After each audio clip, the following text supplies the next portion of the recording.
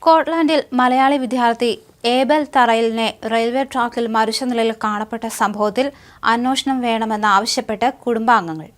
തൃശൂരുകാരനായ യുവാവിന്റെ മരണത്തിലെ ദുരൂഹത അന്വേഷിക്കണം എന്നാവശ്യപ്പെട്ട് ഏബലിന്റെ മാതാവ് പത്മിനി കേരള മുഖ്യമന്ത്രി പിണറായി വിജയൻ, DGP ജില്ലാ പോലീസ് സൂപ്രണ്ട്, കേന്ദ്രമന്ത്രി Suresh Gopi, consulate general of India Edinburgh, Scotland എന്നിവർക്ക് പരാതി നൽകിയിട്ടുണ്ട്.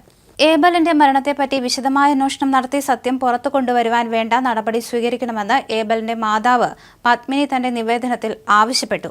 ഏബലിന്റെ മരണത്തിലെ ദുരൂഹതയെപ്പറ്റി അന്വേഷിക്കണം എന്നാവശ്യപ്പെട്ടുകൊണ്ട് സ്കോട്ട്ലൻഡിലെ കോൺഗ്രസ് പ്രവർത്തകരുടെ കൂട്ടായ്മ മിഥുന്റെയും സുനിൽ പായ്പാടിന്റെയും നേതൃത്വത്തിൽ സ്കോട്ടിഷ് പാർലമെന്റ് അംഗം ക്രിസ് ഗമിലയ്ക്കും നിവേദനം സമർപ്പിച്ചിട്ടുണ്ട്. 24 വയസ്സുകാരനായിരുന്നു ഏബൽ. അല്ലോവയ്ക്കും സ്റ്റില്ലിങ്ങിനും ഇടയിലുള്ള റെയിൽവേ ട്രാക്കിലാണ് ബുധനാഴ്ച രാത്രി 9:30 ഏബലിന്റെ മൃതദേഹം കണ്ടെത്തിയത്. ആത്മഹത്യയാണെന്നാണ് പോലീസിന്റെ പ്രാഥമിക നിഗമനം. എന്നാൽ ഏബൽ തറയിൽ ആത്മഹത്യ ചെയ്യേണ്ട സാഹചര്യം ഒന്നും ഉണ്ടായിരുന്നില്ലെന്ന് വീട്ടുകാർ പറയുന്നു. ആ രീതിയിൽ ഏബലിനെ അസ്വസ്ഥനായൊന്നും കണ്ടിട്ടില്ല എന്നാണ് സഹപാഠികളുടെയും സുഹൃത്തുക്കളുടെയും വെളിപ്പെടുത്തൽ.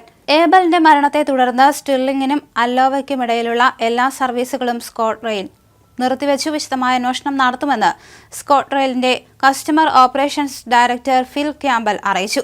ഏബലിന്റെ മരണത്തിലേക്ക് നയിച്ച കാരണങ്ങളെക്കുറിച്ച് പോലീസും വിശദമായ അന്വേഷണം നടത്തി വരികയാണെന്നാണ് പുറത്തുവരുന്ന വിവരങ്ങൾ.